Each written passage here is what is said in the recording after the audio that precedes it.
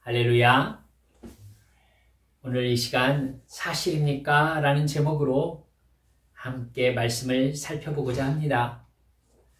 제가 부교육자로 사역할 때에 담임 목사님이 부교육자들 모인 회의 자리에서 전체에게 질문을 던진 적이 있었습니다. 목회에서 가장 중요한 것이 무엇인가? 범위가 너무 넓은 질문이어서 모두 다 적당하게 할 말을 찾지 못하고 이렇게 서로 멀뚱멀뚱 쳐다보고 있었습니다.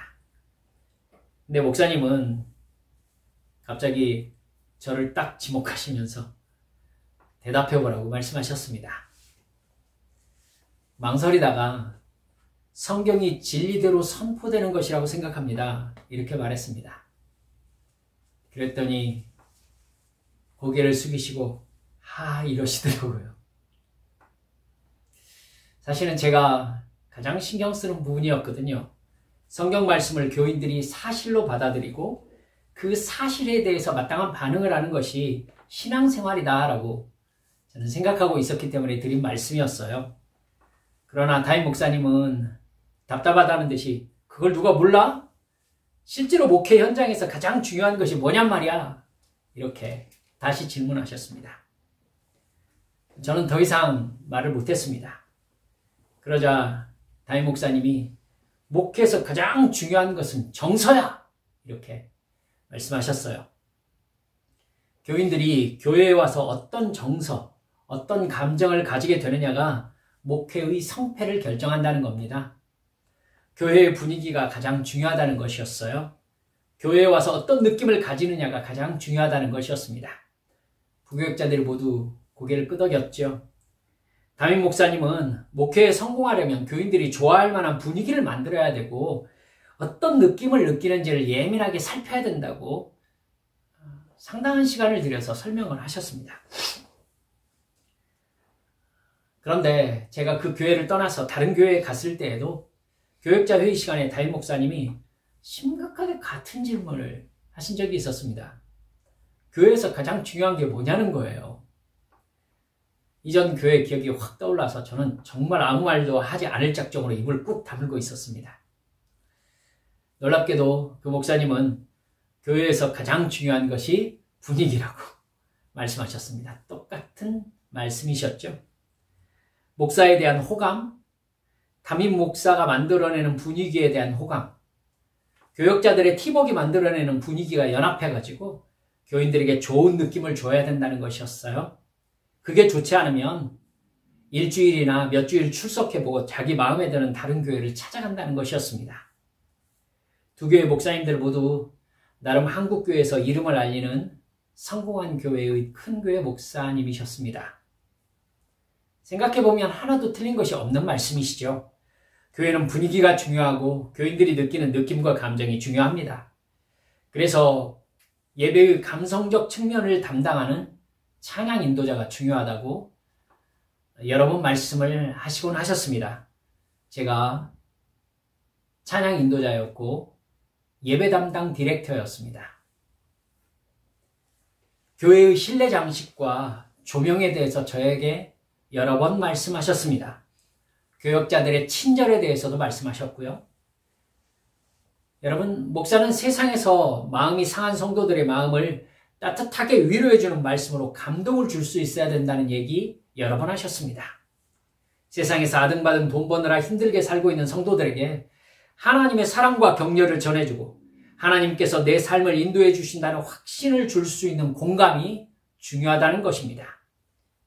그래서 여러분, 신학대학과 대학원에서 심리학과 상담학이 상당한 역할을 하는 영역으로 자리 잡고 있지 않습니까? 사람의 마음을 살피는 게 중요하니까.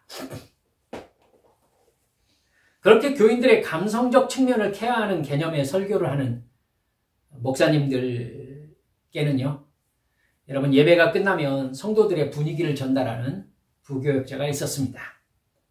몇 명 정도가 눈물을 흘렸는지를 말해주는 부교역자도 있었습니다. 담임 목사님은 가끔 설교 중에 더 감동을 주기 위한 예화를 부교역자들에게 물어보실 때도 있었습니다. 마이크 방향을 신경 쓰셨고 어떤 무선 마이크를 쓸 것인가, 어디 조명을 끄고 켤 것인가, 영상을 어떤 장면으로 할 것인가? 어디에서 찬양대가 등장할 것인가? 어떤 반주로 통성 기도를 인도할 것인가? 이런 분위기를 만들어내는 것이 예배팀 부교육자들의 일이었습니다. 제가 했던 일이었죠.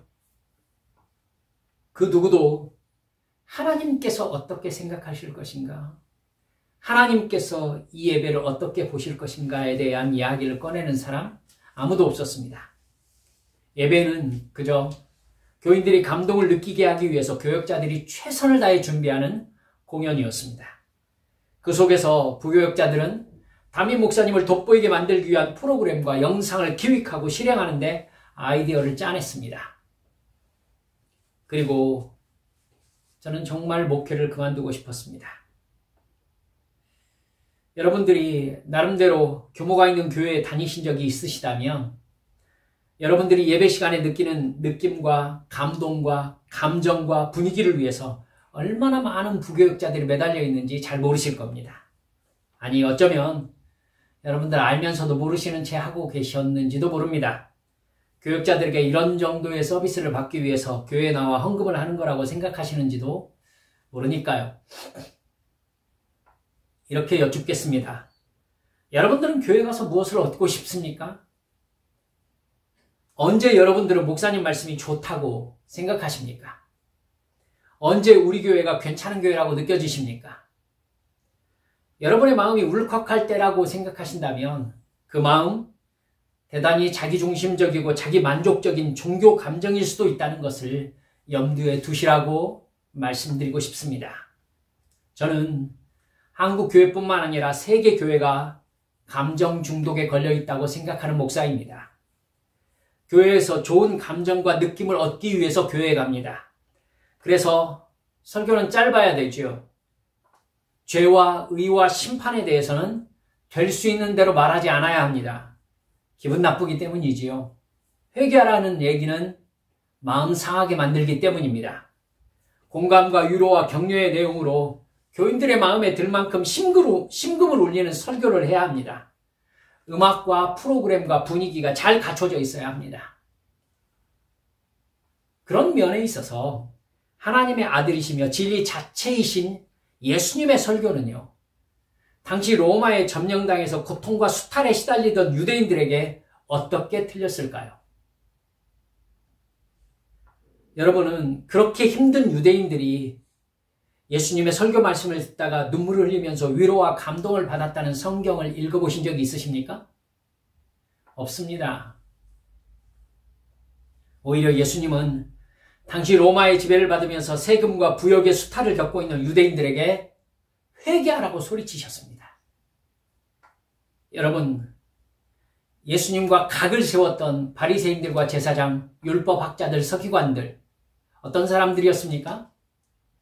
로마의 다신교와 황제 숭배에 대항해서 거의 유일하게 하나님을 섬기는 율법을 연구하고 지키는 사람들이었습니다.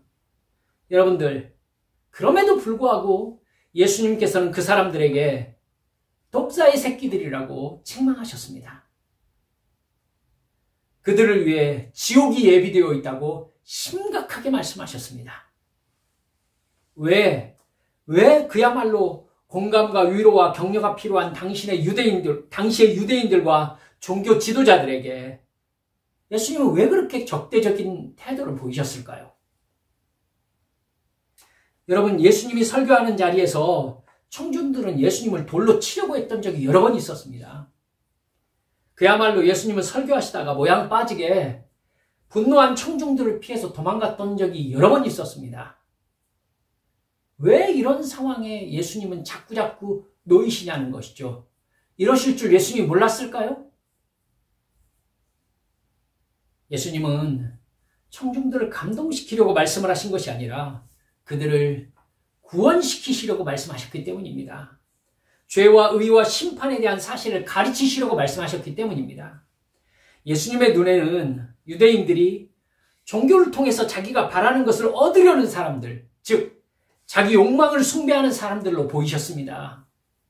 자기들이 듣고 싶어하는 말을 하라는 기대를 품고 예수님을 바라보는 그들이 영생을 알지 못하는 불쌍한 사람들로 보이셨습니다. 예수님의 율법을, 예수님이 그들을 바라볼 때에 여러분 율법을 가르친다고 하지만은 자기들은 절대 순종하지 않는 바리새인들과 서기관들, 그들이 지옥불에 떨어질 위선자로 보이셨던 겁니다. 그들은 모두 예수님을 믿지 않으면 영원한 멸망에 들어가야 할 죄인들이었어요. 예수님은 그들에게 무엇이 죄인지 말씀하셔야 했습니다. 무엇이 의인지 말씀하셔야 했습니다. 이렇게 살다가 하나님께서 너희들을 어떻게 심판하실 것인지를 말씀하셔야 했던 겁니다.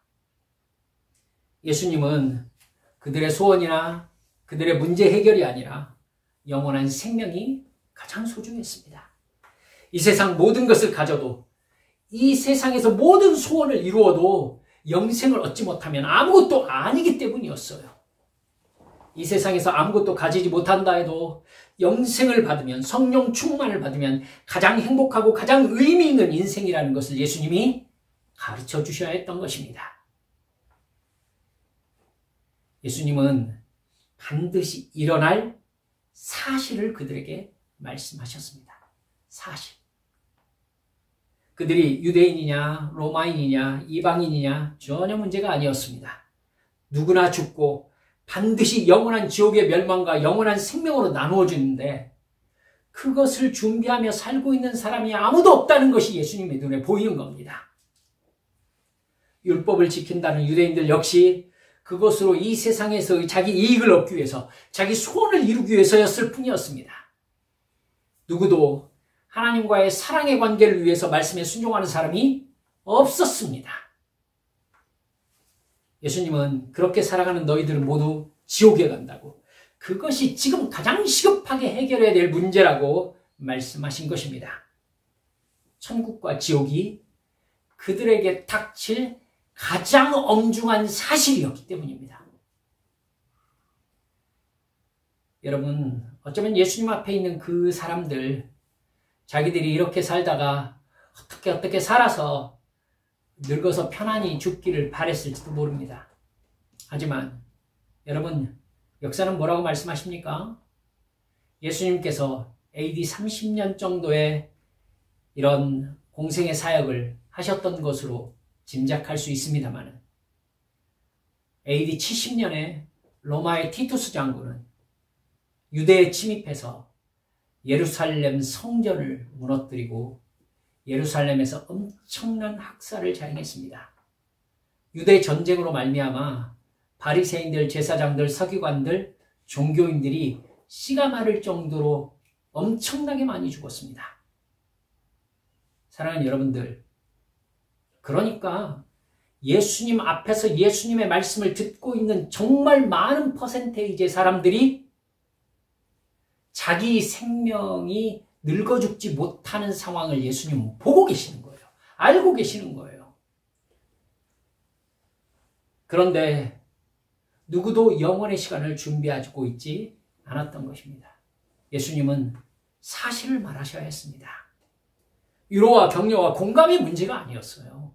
정서가 문제가 아니었고 느낌이 문제가 아니었어요.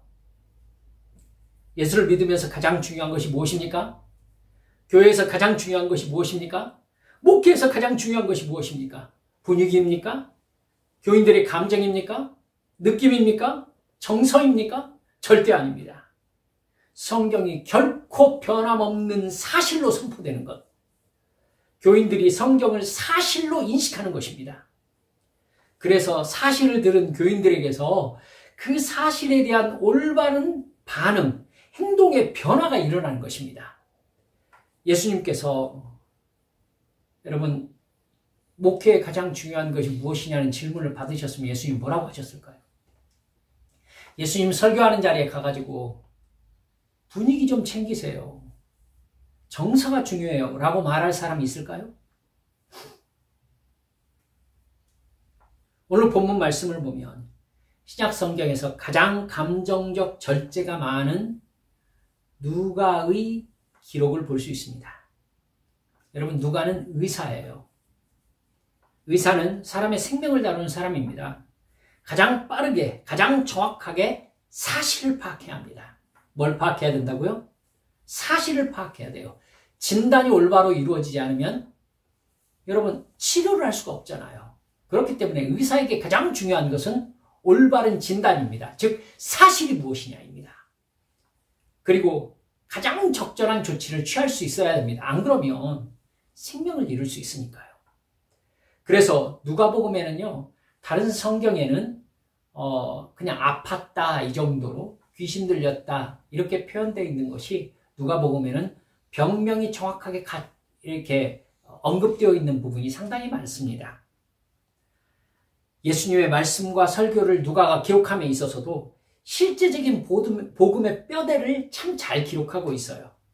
그런 누가의 성품이기 때문에 신약성경의 유일한 역사사라고 하는 사도행전을 기록할 수 있었을 것입니다. 누가복음이 1편이고 사도행전이 2편입니다. 그 누가가 누가복음 우리가 읽은 가장 첫 부분에 자기가 왜 누가복음을 기록하는지를 명확하게 밝히고 있습니다. 1절에 보니까 우리 중에 이루어진 사실에 대하여 이렇게 얘기합니다. 여러분 뭐에 대하여? 사실에 대하여. 누가는 지금 예수님에 대한 전설을 기록하고 있는 게 아닙니다. 예수님의 가르침을 정리하려고 하고 있는 게 아닙니다. 예수님의 나심에서부터 십자가에 죽으시고 부활하셔서 하늘로 올라가시기까지의 일, 그리고 하신 말씀들을 사실대로 기록하고 싶은 겁니다. 그래서 2절을 보면 처음부터 목격자와 말씀의 일꾼된 자들이 전하여 준 그대로 내력을 저술하려고 붓을 든 사람이 많았다. 이렇게 기록합니다. 목격자입니다. 목격자. 환상을 본 게 아니에요. 감동을 받은 사람들이 자기의 감동을 기록하려고 했던 게 아닙니다. 눈으로 본 것을 기록하려 했다는 것입니다. 그리고 3절을 보면 누가는 이 모든 일을 근원부터 자세히 미루어 살펴보았다고 기록합니다. 세번역은 이렇게 기록하고 있어요. 나도 모든 것을 시초부터 정확하게 조사하여 보았으므로 누가는 예수님의 일과 말씀과 전해지는 이야기들을 그게 사실인지 정확하게 조사해 봤다고 합니다. 여러분, 믿음을 이야기하려면, 믿으라고 이야기하려면 그것이 사실이어야 되기 때문입니다.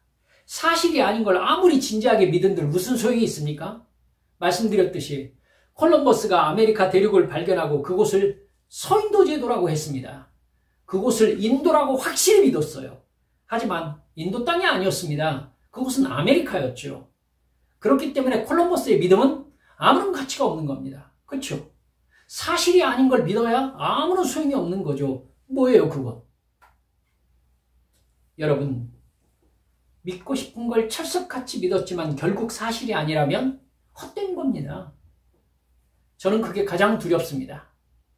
마지막 날 예수님의 심판대 앞에 섰는데 예수님의 심판의 선고 말씀을 듣던 우리 성도가, 제가 말씀을 전했던 성도가 갑자기 저를 확 쳐다보면서 목사님, 왜 가르쳐주지 않았어요?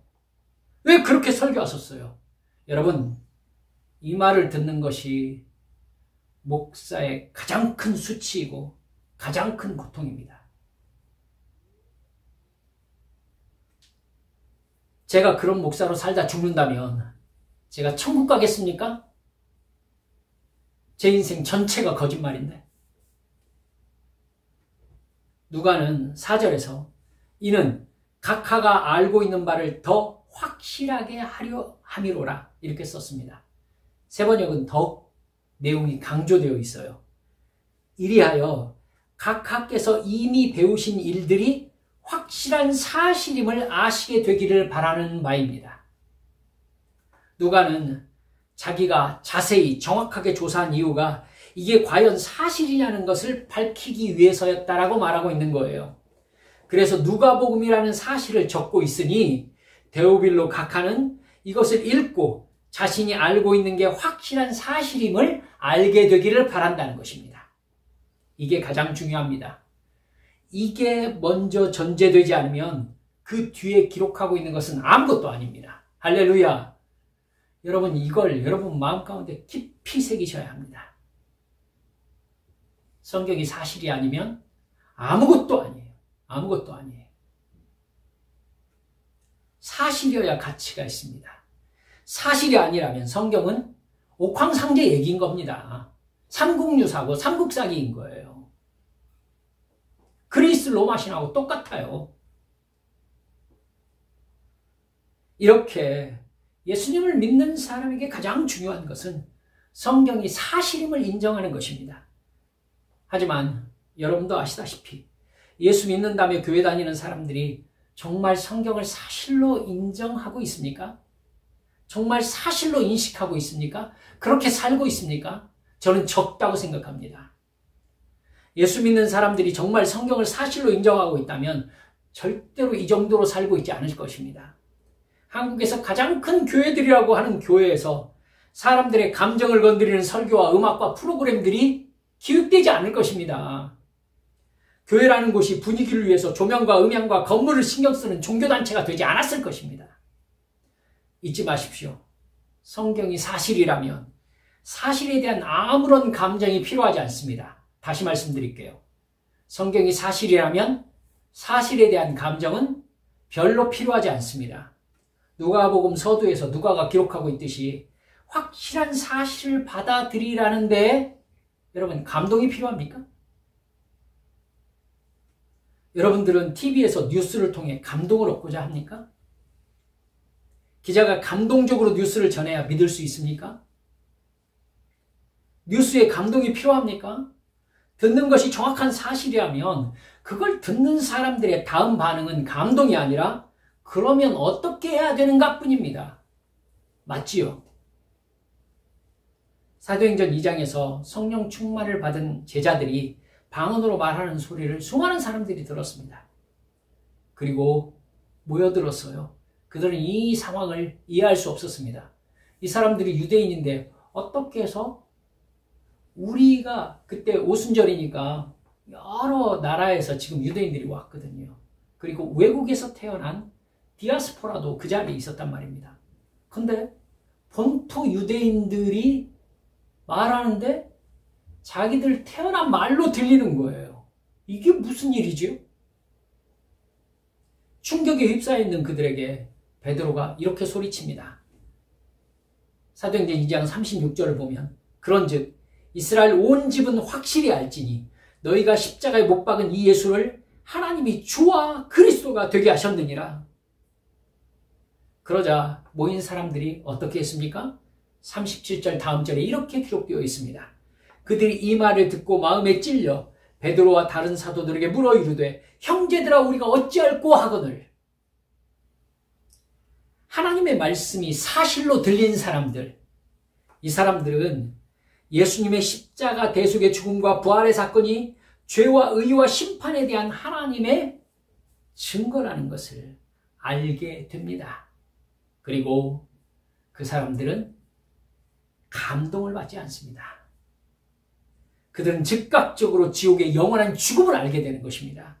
그래서 두려움에 빠져서 그럼 내가 어떻게 해야 살 수 있느냐고 묻게 되어 있다는 것입니다. 사도행전 22장 6절에서 10절까지 사도 바울이 자기가 예수님을 맨 처음 만났을 때 이렇게 그 경험을 얘기합니다. 가는 중 다메섹에 가까이 갔을 때 오정쯤 되어 호련히 하늘로부터 큰 빛이 나를 둘러 비치매 내가 땅에 엎드러져 들으니 소리 있어 이르되 사울아 사울아 네가 왜 나를 박해하느냐 하시거늘 내가 대답하되 주님 누구시니까 하니 이르시되 나는 네가 박해하는 나사렛 예수라 하시더라. 나와 함께 있는 사람들이 빛은 보면서도 나에게 말씀하는 이의 소리는 듣지 못하더라. 내가 이르되 주님 무엇을 하리이까? 주께서 이르시되 일어나 다메섹으로 들어가라. 네가 해야 할 모든 것을 거기서 누가 이르리라 하시거늘. 사도 바울은 두 가지를 물었습니다. 주님 누구십니까? 나사렛 예수라는 말을 들은 사도 바울은 망했다는 생각을 했습니다. 절망이죠. 모든 게 잘못됐던 겁니다. 자기가 지금 뭐하러 다메섹에 가고 있는데요. 나사렛 예수가 하나님의 아들이라고 믿고 있는 사람들을 잡아다 감옥에 가두려고 심지어 죽이려고 지금 다메섹으로 가고 있는 중이었단 말입니다.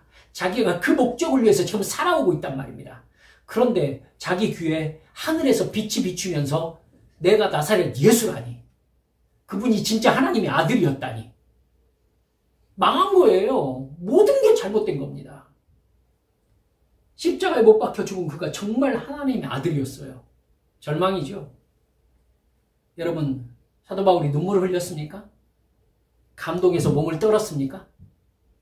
그게 무슨 의미가 있어요? 바울은 곧바로 이렇게 묻습니다. 주님, 무엇을 해야 합니까? 이게 정말로 예수님을 만나 자기 죄를 회개한 사람의 반응입니다. 교회에서 성경 말씀을 사실로 받아들이면 되는 겁니다. 이게 성경 말씀입니다. 있는 그대로예요. 그리고 그것이 사실을 인식했거든 하라는 것 하면 되고 하지 말라는 것 안 하면 됩니다. 감동이 왜 필요하죠? 사실이라고 믿어지지 않으니까 감정이 움직여야 된다고 생각하는 거 아닐까요? 전하는 자나 듣는 자 모두 성경이 사실이라는 믿음이 없기에 종교적 감정에 매달려 있는 거 아니냐는 거예요.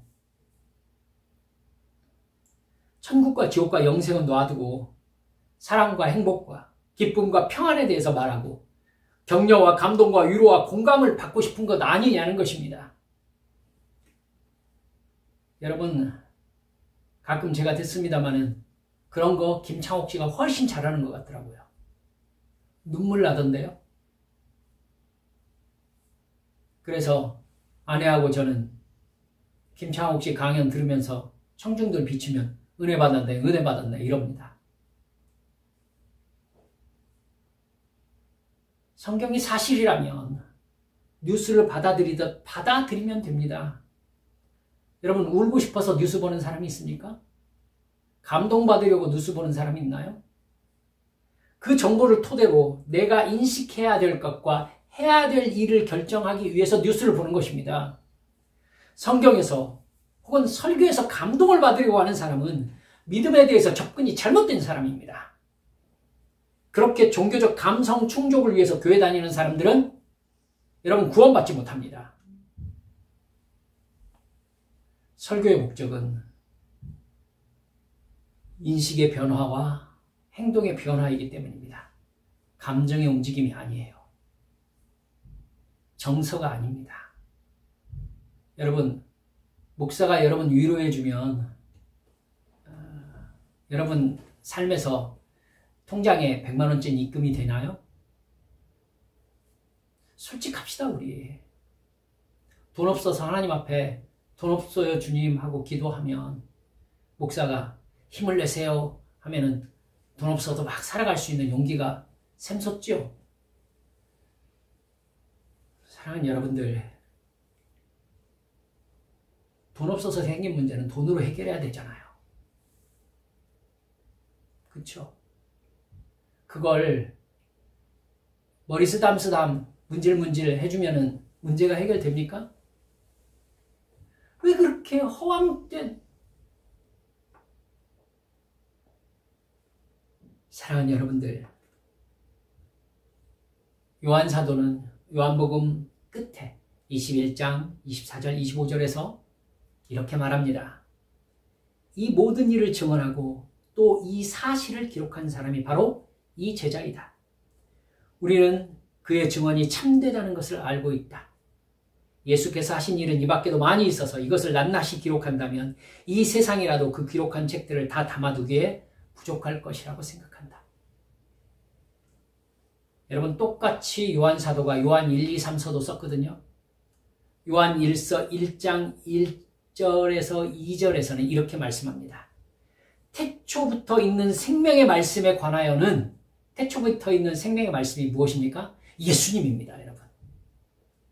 생명의 말씀에 관하여는 우리가 들은 바요, 눈으로 본 바요, 자세히 보고 우리의 손으로 만진 바라.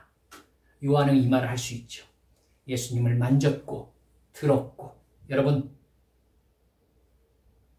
자기가 예수님의 음성을 눈으로 보았죠. 예수님을 보았죠. 그러니까 사실을 자기는 기록하고 있다는 것입니다. 이 생명이 나타내신 바 된지라. 이 영원한 생명을 우리가 보았고 증언하여 너희에게 전하노니 이는 아버지와 함께 계시다가 우리에게 나타내신 바 된 이시니라. 보고 듣고 만졌기 때문에 자기를 증인이라고 말하고 있는 겁니다. 증언하는 자. 사랑하는 여러분들, 말씀을 맺습니다. 우리는 정말로 성경을 사실로 믿고 있습니까? 성경이 사실이라면 나는 이 사실에 어떻게 응답하고 있습니까? 여러분, 이게 내가 구원받았느냐, 구원받지 못했느냐를 결정하는 거예요. 내가 하나님의 자녀인가 아닌가를 결정하는 거예요. 나의 죽음 이후의 시간이 저 영원한 지옥이냐, 영원한 천국이냐를 결정하는 거예요. 이게 사실이 아니라 나를 위로하는 방법이라고 생각하시면 여러분 아마 한빛교회 다니기 힘들 거라는 거 아실 겁니다. 여러분, 이 시간 우리 함께 기도하십시다. 다시 말씀드립니다. 성경은 사실입니다. 하나님은 이 세상을 만드시고 우리를 구원하시고 이 세상을 심판하실 살아계신 신이십니다.